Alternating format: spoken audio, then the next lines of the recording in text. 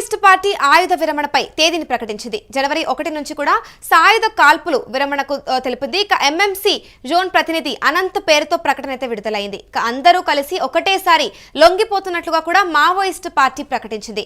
Communication కోసం open frequency నంబర్ను కూడా విడుదల చేసింది. ఇక అధిక ప్రాధాన్యత ఇచ్చే సర్కార్తో వెళ్తామని వెల్లడించింది. ఇదే అంశంపై పూర్తి సమాచారం మా ప్రతినిధి సతీష్ అందిస్తారు. చెప్పండి సతీష్, ఇప్పుడు ఏదైతే మావోయిస్టు పార్టీ సాయుధ విరమణ గురించి తెలిపిందో దాని దగ్గర మీ దగ్గర సమాచారం ఏంటి? దేశమూల్య ఎంఎంసీ జోన్ ప్రతినిధి అనంత్ పేరుట సంచలన లేఖ ఒకటి విడుదలైంది. జనవరి 1 తేదీన మేమందరం కూడా మొత్తం ఆయుధాలను వదిలి ప్రభుత్వం ముంగట లొంగిపోతామంటూ కూడా ఆ లేఖలో రాసిన పరిస్థితి ఉంది. ఇప్పటికే దండకారణ్యంలో భద్రతా బలగాలు ఎన్కౌంటర్ల మూత మోగుతున్న వేళ మావోయిస్ట్ పార్టీ నుంచి ఈ లేఖ రావడం పెద్ద ఎత్తున చర్చనీయాంశమైంది. జనవరి 1న ఆయుధాలు విడిచి లొంగిపోతామని ఆ లేఖలో స్పష్టంగా పేర్కొన్నారు. కమ్యూనికేషన్ కోసం ఓపెన్ ఫ్రీక్వెన్సీ నెంబర్ ను కూడా పెట్టిన పరిస్థితులు కనబడతా ఉన్నాయి. ముఖ్యానికి ఇప్పటికే అగ్రనేతలు అంటే మావోయిస్ట్ సంబంధించిన అగ్రనేతలు హిడ్మా ఎన్కౌంటర్ తర్వాత అలాగే మల్లోజుల లొంగిపోవడం కావచ్చు, ఆషన్న లొంగిపోవడం కావచ్చు, మొన్న 27 మంది లొంగిపోవడం కావచ్చు, 47 మంది ఒకసారి లొంగిపోయారు, 200 మంది ఒకసారి లొంగిపోయారు. ఇట్లా అంటే మావోయిస్టులు అంతా కూడా లొంగిపోతున్న క్రమంలో కీలక నేతలు అందరూ కూడా ఎన్కౌంటర్ అవుతున్న నేపథ్యంలో ఇప్పటికే దేవ్జీ ఎక్కడున్నారు అనేది ఒక కంక్లూజన్ రాని పరిస్థితి.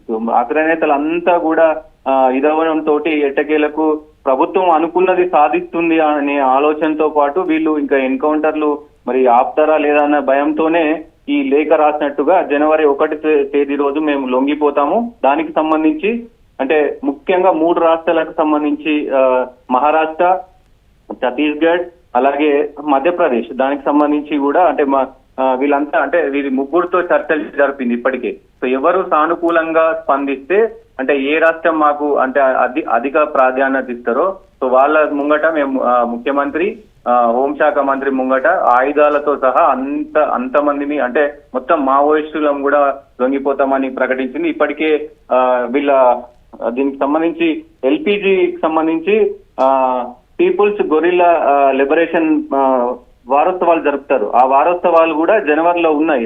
వీటిని కూడా మేము దూరం పెడుతున్నామంటూ కూడా వాళ్ళు చెప్పిన పరిస్థితులు అయితే కనబడతా ఉన్నాయి. ముఖ్యంగా కమ్యూనిస్టులకి ఇది పెద్ద ఎదురుదెబ్బ అని చెప్పుకోవచ్చు. కమ్యూనిస్ట్ పార్టీ కూడా ఒకవైపు ఏదైతే ఈ మరణాలు అంటే ప్రభుత్వం ఎన్కౌంటర్ చేస్తున్న తరుణంలో ఇంకా చేసేది ఏం లేక లొంగిపోతున్న పరిస్థితులు అయితే కనబడతా ఉన్నాయి. రైట్, ఇప్పుడు మరి ఒకటేసారి అందరూ మావోయిస్టులు కూడా లొంగిపోతున్నట్టుగా కూడా తెలుస్తోంది. మరి ఇదేమైనా ప్లాన్ పరంగా నిర్ణయం అంటారా లేక ఒత్తిడి వల్ల తీసుకున్నారంటారా ఈ నిర్ణయం? లేఖలో అదే చెప్పారు. మేము లొంగిపోతున్న సమయంలో అటు హోంశాఖ కావచ్చు, అంటే కేంద్ర బలగాలు కావచ్చు, రాష్ట్ర బలగాలు కావచ్చు, ఎలాంటి హింసాత్మకమైనటువంటి ఘటనలు చేయకూడదు. ముఖ్యంగా ఎన్కౌంటర్స్ జరుగుతాయి. ఈ మధ్య కాలంలో వాళ్ళు ఇప్పుడు జనవరి 1న లొంగిపోతున్నామని చెప్తారు. ఈ మధ్య కాలంలో ఎన్కౌంటర్లు కనుక జరిగితే మరి దీంట్లో పెద్ద ఎత్తున వ్యత్యాసం రావచ్చు. దీన్ని మేము సంతృప్తిగా లొంగిపోతున్నాము. సో మీరు కూడా మా పైన అంతే కన్సర్న్ గా ఉంచి దీంట్లో కుట్ర కోణం ఏమీ లేదు.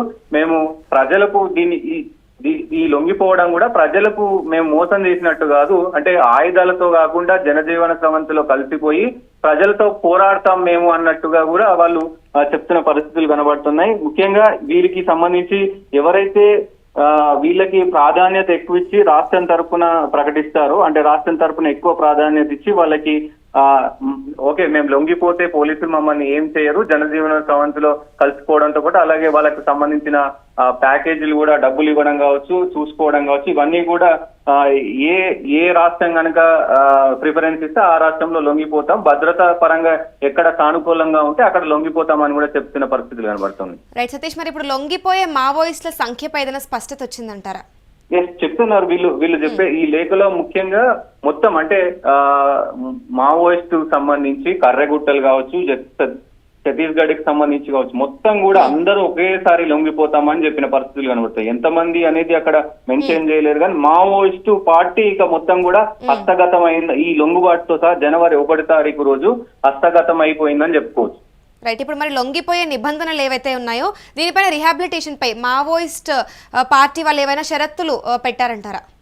అంటే ఛత్తీస్గఢ్ ఈ లేఖ పైన ఛత్తీస్గఢ్ ఇప్పటికే 10 నుంచి 15 రోజుల సమయం కావాలని చెప్పేసి ఛత్తీస్గఢ్ సానుకూలంగా స్పందించింది. సో మహారాష్ట్ర, మధ్యప్రదేశ్ అయితే ఇప్పటి వరకు ఎలాంటి అంటే అఫీషియల్ గా అనౌన్స్మెంట్ ఏం రాలేదు. సో ఈ నేపథ్యంలోనే ముఖ్యంగా ఛత్తీస్గఢ్ లో వీళ్ళు లొంగిపోతారు అనేది కూడా ఒక వాదన వినిపిస్తుంది. ముఖ్యంగా ఈ లొంగిబాటులో ఎందుకంటే ఇప్పటికే చాలా మంది లొంగిపోయారు. ఇటు తెలంగాణ కావచ్చు, అటు ఆంధ్రలో కావచ్చు, అటు ఛత్తీస్గఢ్ లో కావచ్చు, చాలా మంది లొంగిపోయారు. గతంలో ఛత్తీస్గఢ్ లో సతీష్ దాదాతో పాటు మహారాష్ట్రలోను సోను దాదా సీఎం హోంమంత్రి సమక్షంలో వీళ్ళంతా లొంగిపోయారు. సో అదే విధంగా లొంగిపోతామని కూడా వాళ్ళు చెప్తున్న పరిస్థితి ఇలా ఉంది.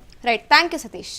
ఇక ఆయుధ విరమణపై తేదీ ప్రకటించారు మావోయిస్ట్ పార్టీ. జనవరి 1 నుంచి కూడా సాయుధ కాల్పులు విరమించుకుంటామనుకుంటూ కూడా తెలిపారు. ఇక ఎంఎంసీ జోన్ ప్రతినిధి అనంత్ పేరుతో అయితే ప్రకటన విడుదల చేశారు. ఇక ప్రస్తుతం అందరూ కూడా కలిసి ఒకటేసారి లొంగిపోతున్నట్లుగా కూడా మావోయిస్ట్ పార్టీ ప్రకటించింది. కమ్యూనికేషన్ కోసం ఓపెన్ ఫ్రీక్వెన్సీ నంబర్ను కూడా విడుదల చేశారు. అధిక ప్రాధాన్యత ఇచ్చే సర్కార్తోనే వెళ్తామని కూడా వెల్లడించారు.